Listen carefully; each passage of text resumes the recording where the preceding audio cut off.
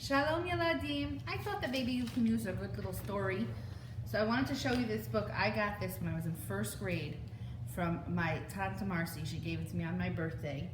The name of the book was Tova Esty. We used to have a lot of stories in our house. I'm going to read one next week that also starts with Tova because I have a sister named Tova. And I think Esty Moskowitz might like this story because it's about Tova and Esty. This is a story about Tova and Esty. This is Tova, this is Esty. I don't know which one's Tova, which one's Esty. You can use your imagination. Do you think they are twins?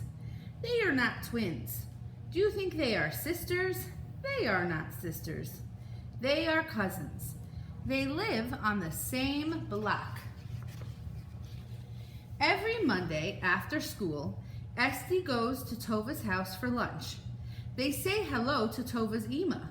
They both give her a big hug. Tova and Esty wash their hands and say the bracha on the tilat yadayim. They make hamotzi and take a bite of bread. Tova has asked her Ima for peanut butter sandwiches. Do you know why? Because Esty's favorite sandwich is peanut butter. When Esty is at Tova's house, Esty is the guest. Tova likes to serve her guest. After they finish eating, they say Birkat Hamazon. When the kitchen table is clean, they go into Tova's room. Tova's room is full of toys. The girls are ready to play. Tova goes right to the dollhouse and takes it down. Do you know why? Because Esty's favorite toy is the dollhouse. They play with the dollhouse until the phone rings. It's Esty's Ima. It's time for Esty to go home. Goodbye, Esty. Goodbye, Tova. See you at school tomorrow.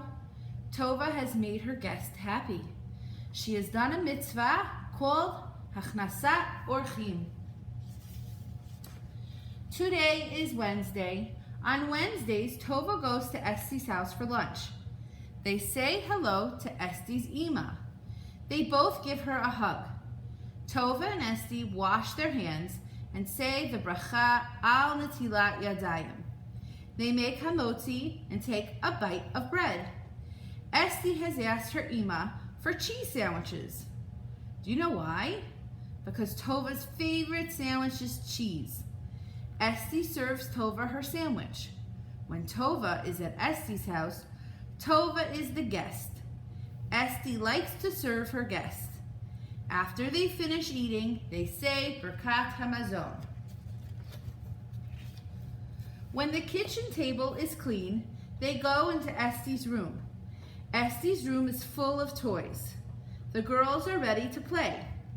Esty takes paper, crayons, scissors, and paste. Do you know why? Because Tova's favorite things to do are coloring and cutting and pasting. The color and cut and paste, they color and cut and paste until the phone rings. It's Tova's Ima. It is time for Tova to go home. Goodbye, Tova. Goodbye, Esty. See you at school tomorrow. Esty has made her guest happy.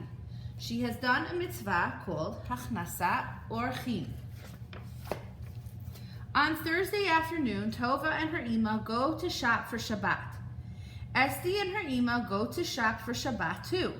They see each other in the store. They say hello.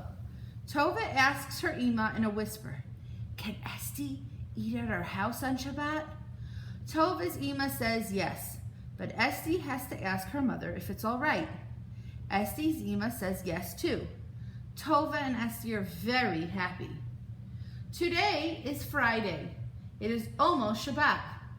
Esty is at Tova's house. They are both all dressed up. They are very busy. They will soon have a very important guest, and they want everything to be just right. Tova and Esty know exactly what to do. The big white tablecloth is already on. The dining room table. Tova begins to set the table. Esty is helping her. Esty brings the big shiny kiddush cup. Tova brings the wine. Tova brings the challah tray. Esty brings the challah cover. Now Tova and Esty bring in 2 big challahs. Tova carries one and Esty carries one. Then they bring it to two big shiny candles. They bring in the two big shiny candlesticks. They are very heavy. Tova carries one and Esty carries one.